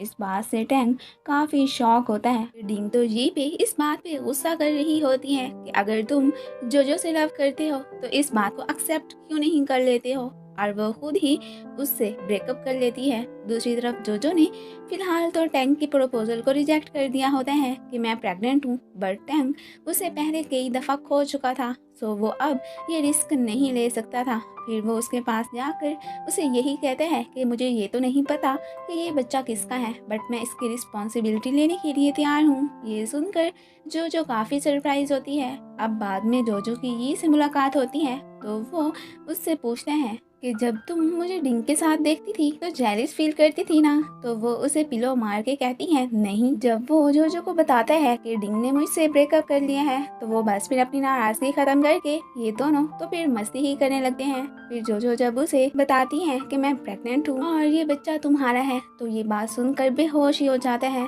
अब फिर जब वो होश में आता है तो माँ को कहता है कि मैंने एक ड्रीम देखा है कि मैं बाप बनने वाला हूँ। माँ उसे अश्योर करवाते हैं कि ये कोई ड्रीम नहीं बल्कि सच है, वाकई में तुम डैड बनने जा रहे हो। अब तो वो फिर खुशी से इमोशनल ही हो जाता है और वो तो अपने बच्चे की रिस्पॉन्सिबिलिटी लेने के लिए भी तैयार होता है। नेक्स्ट डे जी अपोलोजाइज के तौर पर डिंग के लिए येलो फ्लावर लेकर जाता है एंड साथ में वो उसे जब ये बताता है कि जो प्रेग्नेंट है और मैं ही उसके बच्चे का बाप हूँ, तो वो इस बात से काफ़ी गुस्सा होती है एंड उसे साथ में बुरा भला भी कहती है कि अगर तुम उसे लाइक करते थे तो फिर मुझे बेवकूफ़ बनाने की क्या ज़रूरत थी। जो अब जी और टैंक के बीच में फंस जाती है। एक कहता मेरे साथ आओ तो दूसरा कहता मेरे साथ। वो जहाँ भी जाती ये उसके पीछे ही जाते। ऑफिस में डिंग को गुस्सा जो पे होता है और वो निकालती अपने कॉलीग्स पे है और ये बात जो बहुत अच्छे से नोट कर लेती है। अब इससे पहले कि डिंग उसके ऊपर पानी गिराती, वो खुद ही उससे कप लेकर वो वाला पानी अपने ऊपर गिरा देती है ताकि इसका कुछ गुस्सा कम हो। अब डिंग थोड़ा सा गिल्टी फील करती है कि जो होना था वो तो हो गया, अब ऐसे बिना वजह गुस्सा करने का क्या फ़ायदा। जो तो अब जहाँ भी जाती ये दोनों तो उसके साथ ही जाते थे। टैंग अलग से अपनी मोहब्बत का यकीन दिलाने की कोशिश करता और जी अलग से जोजो को कहता कि मैं अपने बच्चे की रिस्पॉन्सिबिलिटी लेने के लिए तैयार हूँ। इवन के टैंग तो उसे अपने साथ ब्राइडल ड्रेस खरीदने के लिए भी लेकर जाता है। अब आगे ये उसकी चॉइस के वो किसे सिलेक्ट करे। फिर वो लोग घर पर जाते हैं तो वहाँ पर भी यही हाल होता है कि जोजो को कुछ भी चाहिए होता है तो ये दोनों ही उसे सर्व करने लगते हैं। वो इनसे तंग आकर बाहर ही उठकर चली जाती है। मॉम और माँ की तो अब काफ़ी अंडरस्टैंडिंग हो गई होती है। अब फिर टैंक बाई ही श्याओ और जी तो मिलकर गेम खेलने लगते हैं। जोजो और शिंग इनको देखने लगते हैं। अब यहाँ पर शिंग जोजो को इन चारों में से किसी एक को ही सिलेक्ट करने को कहता है, जिनमें से एक यंग था, एक डॉक्टर, एक सीईओ और जो चौथा था वो तो खैर था ही उसका बेस्ट फ्रेंड। अब तो जोजो भी कंफ्यूज होती है कि वो आखिर क्या करे और क्या नहीं। अब नेक्स्ट डे जोजो की फिर से तबीयत खराब हो जाती है और दूसरी तरफ जी और टैंक की इस बात पे बहस हो रही होती है कि जोजो से मैं शादी करूंगा और जी उसे कहता नहीं मैं करूंगा। यहाँ पर ये तो उसे रिक्वेस्ट भी करने लगता है कि तुम जोजो को छोड़ दो, बट वो तो उल्टा उसे ही कह देता है मैं क्यों छोड़ूं, तुम ही उसकी जान छोड़ दो। तभी फिर ऊपर से जोजो इन्हें आकर बताती है कि मैं प्रेग्नेंट नहीं हूँ। ऐसा तो हो नहीं था क्योंकि उसने अपनी प्रेगनेंसी एक्सपायरी किट से जो चेक की थी एंड रिपोर्ट्स तो अक्सर गलत ही आती रहती हैं। ये सुनकर तो वो दोनों काफी शॉक होते हैं। टैंक तो उल्टा इस बात पे खुश होता है। ऑफिस में कुछ कॉलीग्स जोजो के बारे में गॉसिप्स कर रही होती हैं तो इस बात पर जोजो की एक साथी उनसे फाइट भी करती है। तभी ऊपर से डिंग आकर अपने असिस्टेंट को ही डांट देती है कि तुम्हें यूं ऑफिस में जोजो के बारे में बात करने की जरूरत नहीं है। अब उसे अपनी फेवर करता देखकर जोजो तो फिर उसे थैंक्स भी कहती है। अब इन सब से जोजो काफी स्ट्रेस में होती है तो भाई ही उसकी ऑफिस से लीव लेकर उसे श्याओ के साथ कहीं पीसफुल जगह पर जाने के लिए कह देता है और उसको भी फिर अपनों का ख्याल रखने के लिए श्याओ के साथ जाना ही पड़ता है। वो उसे अपनी एक आंट की प्लेस पर लेकर जाता है और यहाँ पर रहकर वाकई में जोजो काफ़ी फ्रेश हो जाती है और उसका सारा स्ट्रेस ख़त्म हो जाता है। उधर मॉम ने तो माँ के साथ डेटिंग भी स्टार्ट कर दी होती है और वो आज तो उसे शादी के लिए प्रपोज भी कर देता है। इस बात से मॉम काफ़ी खुश तो होती हैं बट वो उसे अभी कोई जवाब नहीं देती। जोजो जब अपने होम टाउन वापस आती है तो पहले वो टैंक से मिलने जाती है, उसके बाद फिर वो जी से भी मिलने जाती है और वो दोनों मिलकर फिर खाना भी खाते हैं। एक दफ़ा तो उसने शादी करने का ख्याल अपने दिल से निकाल दिया था। टैंग ने तो ये डिसाइड कर लिया था कि जिस तरह कॉलेज लाइफ में जोजो उसकी फ़ैन हुआ करती थी उसी तरह वो अब उसका फ़ैन बनना चाहता था। वो उसके साथ अपना बहुत सा टाइम स्पेंड करता है, अपने पास्ट की मेमोरीज को भी याद करता है। माँ जब मॉम से बात कर रहे होते हैं तो जी उनकी बातें सुन लेता है और उसे पता चल जाता है कि माँ और मॉम डेट कर रहे हैं। एक स्टोर पर टैंग चोरी चोरी जोजो की फोटोज बना रहा होता है तो मॉम उसे देख लेती हैं। अब फिर जब जोजो उसे देखती है तो तब वो वहाँ से भागने की करता है। माँ तो इस बात से परेशान होता है कि पता नहीं शू फैन ने अभी तक मेरे प्रपोजल का जवाब क्यों नहीं दिया है। ये तो फिर मॉम से मिलने पहुँच आया होता है और यहाँ पर जोजो और शिंग को भी पता चल जाता है कि माँ ने मॉम को प्रपोज किया है। खैर शिंग की तो अचानक तबीयत खराब हो जाती है। वो सब लोग उसे लेकर हॉस्पिटल पहुंच गए होते हैं। यहाँ पर मॉम माँ को ना कह देती हैं कि इस वक्त मेरे बच्चों को मेरी ज़्यादा ज़रूरत है, तो वो भी उसकी बात को अंडरस्टैंड ही करते हैं। जो भी उनकी बातें सुन लेती हैं तो इस वक्त वो मॉम के लिए काफ़ी बैड फील करती हैं कि देखो, उन्हें अपनी खुशी से ज़्यादा हमारी खुशी इम्पोर्टेंट है। टैंक की बर्थडे थी तो वो उसे अपनी बर्थडे पार्टी में इनवाइट करता है, तो वो उसे हाँ ही कह देती है। इस बात से टैंक तो बहुत खुश होता है। शिंग तो माँ से ये प्रॉमिस लेता है कि हम मॉम की शादी आपसे करवा देंगे, बट इस शर्त पे कि आप उनका बहुत अच्छे से ख्याल रखना, और वो भी उसे अश्योर करवाता है कि डोंट वरी, मैं ऐसा ही करूँगा। जो भी उनकी बातें सुन लेती है और वो काफ़ी रिलीफ फील करती है कि शिंग को मॉम की शादी से कोई एतराज़ नहीं है। अब टैंक की प्लेस पर जो को छोड़ने ही आता है। अब फिर हॉस्पिटल में ये सब मिलकर उसकी बर्थडे सेलिब्रेट करते हैं। यहाँ पर टैंक तो जो से अपना लव भी शो करता है। जी तो अभी तक बाहर खड़ा उसके आने का वेट ही करता रहता है। एंड फिर जब वो इन दोनों को साथ में देखते हैं तो उस वक्त वो काफ़ी जेलिस फील करता है और इनको इंटरप्ट करने के लिए वो तो फिर जो को कॉल भी कर देता है। अब फिर बाद में जब उसकी मुलाकात जो से होती है तो वो फिर उसे अपने साथ बाहर लेकर आ जाता है। पहले तो वो उसे ये बताता है कि मैंने तुम्हारे रेजिग्नेशन लेटर पे साइन नहीं किए थे, सो तुम जब चाहो जॉब पे वापस आ सकती हो। एंड सेकंड, ये दोनों फिर माँ और मॉम की शादी करवाने का प्लान बनाने लगते हैं, जो कि उन्होंने मॉम को स्पेशली सरप्राइज ही देना था। टैंक तो जो के लिए एक डायरी बनाने में लगा होता है, जैसी कि जो ने उसके लिए बनाई थी, और ये सब करने में हुई उसकी हेल्प करती है। जो तो प्लान के अकॉर्डिंग मॉम को एक पार्टी में जाने का कहकर उन्हें एक ड्रेस दिलवाने आई होती है। ऑफिस में तो जो का वर्क अब काफ़ी अच्छा जा रहा होता है। वो इस बात से काफ़ी खुश भी होती है एंड साथ में उसके कॉलीग्स भी बहुत ज़्यादा खुश होते हैं। फिर वो डिंग को भी मॉम की शादी पर इनवाइट करती है, जो कि आने के लिए तैयार हो जाती है। अब इनकी फिर से फ्रेंडशिप हो गई थी। घर पर सब लोग मॉम की बहुत केयर करते हैं, तो उन्हें थोड़ा थोड़ा शक होने लगता है कि दाल में कुछ काला तो ज़रूर है।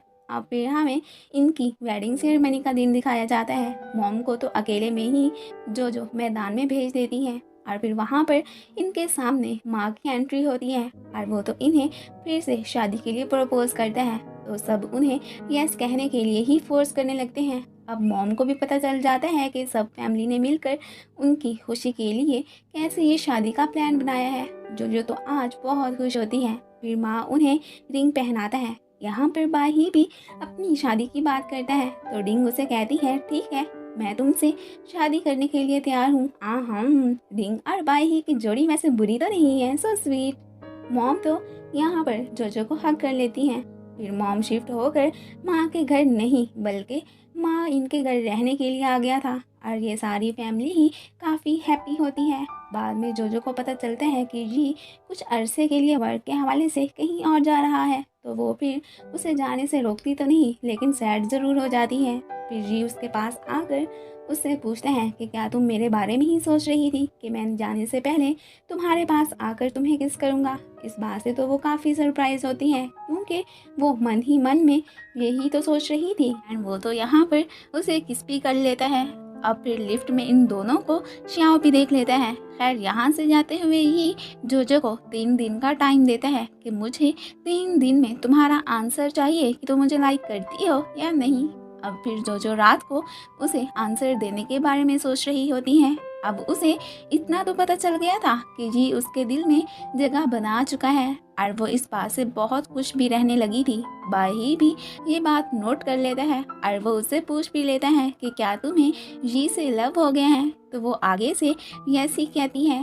ये भी अब बिजनेस ट्रिप से वापस आ गया होता है। टैंक जो को कॉल करके आज मिलने के लिए एक रेस्टोरेंट बुलाता है। वो तो फिर उसे देने के लिए गिफ्ट्स भी खरीदते हैं। दूसरी तरफ जो ने तो अब ये इरादा कर लिया था कि वो टैंक को बता देगी कि मैं जी को लाइक करती हूँ। टैंक को तो एक शरारत सूझती है। वो रेस्टोरेंट के बाहर खड़े होकर जो को कॉल करके कहता है कि मैं शायद आज तुमसे मिलने ना आ सकूं। अब जो ने तो उसे अपने लव के बारे में बताना ही था, सो वो उसे फ़ोन पे ही कह देती है कि मैं जी को लाइक करती हूँ। एंड तभी बेध्यानी की वजह से टैंक का एक्सीडेंट हो जाता है। अब फिर वो उसे पूछने हॉस्पिटल पहुंची होती है। एंड यहाँ पर उसके इंजर्ड होने पर वो तो बहुत इमोशनल भी हो जाती है। फिर टैंक उसे तसल्ली देता है एंड वो तो जोजो के सामने ऐसे प्रिटेंड भी करते हैं कि जैसे उसने कॉल पे उसकी कोई भी बात ना सुनी हो। अब उसका ख्याल रखने जोजो उसके साथ घर ही जाती है। एंड यहाँ पर टैंग तो उसकी कंपनी को खूब इंजॉय भी करता है। उसे भी पता था कि जोजो अब मेरी किस्मत में नहीं है, बट फिर भी उसे उसके साथ बिताने के जो दिन मिले थे वो उन्हें पूरी तरह इंजॉय करना चाहता था। अब एक दिन तो जोजो टैंग की वो वाली डायरी देख लेती है जो स्पेशली उसने उसके लिए बनाई थी। अब फिर जब वो यहाँ पर ये देखती है कि इसने तो मेरे साथ फ्यूचर में रहने का प्लान भी बनाया हुआ है, तो उस वक्त उसे बहुत बैड फील होता है और वो भी फिर अपने दिल के साथ उसके साथ टाइम स्पेंड करती है। यहाँ पर वो तो उसे गिटार बजाना भी सिखाता है। सो फाइनली अब जोजो का जी को आंसर देने का टाइम आ गया होता है। तो जब वो टैंक के घर से जा रही होती है तो उस वक्त वो उसे वही अपने वाली डायरी भी देता है। अब वो इतनी जल्दी में ही के पास जा रही होती है कि वो डायरी उससे नीचे गिर जाती है, तो वो फिर उसे उठाने लगती है। एंड फिर नेक्स्ट सीन में हम देखते हैं कि वो जी से मिलने पहुंची होती है। अब आप ही बताएं कि जोजो को जी को हाँ कहनी चाहिए या ना। चले मैं ही आपको बता देती हूँ। यहाँ पर जोजो फिलहाल अपने दिल पर पत्थर रखकर जी को ना ही कह देती है कि मैं तुमसे बिल्कुल भी लव नहीं करती हूँ। इस बात से जी बहुत दुखी हो जाता है। अब जोजो ने उसे नो क्यों बोला था, इसके पीछे भी एक रीज़न है, और वो ये कि जब उसने टैंक की दी हुई डायरी दोबारा से रीड की थी तो तब उसने बीच में से वो वाले पेजेस फाड़ दिए थे जिसमें उसने फ्यूचर में उसके साथ लाइफ बिताने का राइट किया था। उसकी जगह उसने उसे बेस्ट विशेस ही कही थी। अब जोजो इतनी सेल्फिश तो नहीं बन सकती थी कि वो टैंक का दिल दुखा सकती, सो इसलिए उसने जी को झूठ बोल दिया था कि मैं तुमसे लव नहीं करती। डायरी देने के बाद से जोजो ने टैंक को कभी नहीं देखा था। वो उसके खोने से इतना डिसहार्ट हुआ था कि उसने हॉस्पिटल से भी लीव लेकर घर पर रहना ही बेहतर समझा था, और ना ही फिर उसकी मुलाकात जी से हुई थी। जोजो ने तो अब अपना पूरा ट्रीटमेंट करवाना भी स्टार्ट कर दिया था। फिर एक दिन अचानक जी की ग्रैंडमा की एंट्री जोजो के घर में होती है, और वो यहाँ पर स्पेशल जोजो से ही मिलने आई थी। उन्होंने पहले कभी जी की खुशी नहीं चाही थी, बट अब वो उसके लिए कुछ करना चाहती थी। उन्हें भी पता था कि वो जोजो से कितना लव करता है, इसलिए वो उनसे रिक्वेस्ट करती है कि तुम मेरे बेटे को अपना लो। और फिर यहाँ पर जोजो तो उन्हें हक भी कर लेती है, और उसे मिलने के बाद वो फिर जी से भी मिलने जाती हैं। एंड फर्स्ट टाइम वो उससे अपना लव भी शो करती हैं। इस बात से वो तो इमोशनल ही हो जाता है। जोजो ने लाइफ में अब बहुत ही हार्ड वर्क कर लिया था, सो अब वो अपने ड्रीम को पूरा करना चाहती थी जो कि ट्रैवलिंग करने का था। वो दुनिया को देखना चाहती थी, और इस काम में बाय ही उसका साथ देता है। एंड वो जाने से पहले अपनी स्टाफ की रिस्पॉन्सिबिलिटी डिंग को देती है। वो भी उसके जाने से सैड तो हो जाती है, बट वो भी उसकी दी हुई रिस्पॉन्सिबिलिटी को भी एक्सेप्ट कर लेती है।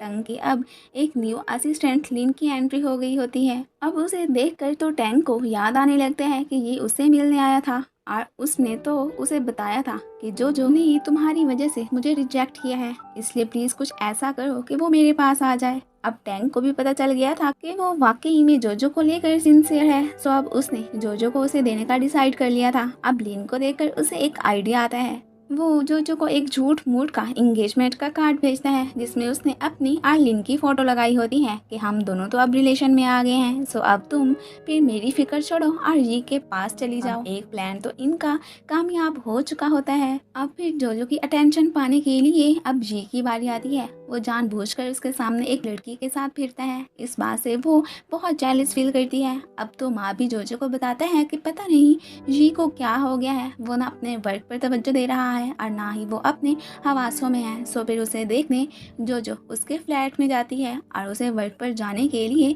फोर्स भी करने लगती है। अब फिर बाद में जब उसे पता चलता है कि जी बार में गया है तो फिर वो उसे बार में लेने पहुंची होती है कि वो ऐसा पर्सन तो नहीं था जो अब हो गया है। और वो भी उसे कहता है कि मुझे तो कोई संभालने वाला भी नहीं है, मैंने तो अब ऐसे ही करना है। एक्चुअली में वो जोजो को अपनी वाइफ बनने के लिए कहता है। फिर वो दोनों बाहर आ जाते हैं और यहाँ पर जोजो उसे अपने ड्रीम का भी बताती है। अब जोजो का ट्रैवलिंग करने जाने का बिल्कुल भी मन नहीं कर रहा था, वो जी को छोड़कर नहीं जाना चाहती थी। अब ये भी तो एक उसकी लाइफ की बेटर अपॉर्चुनिटी थी, तो वो फिर श्याओ के कहने पर फिर अपना मन बना ही लेती है।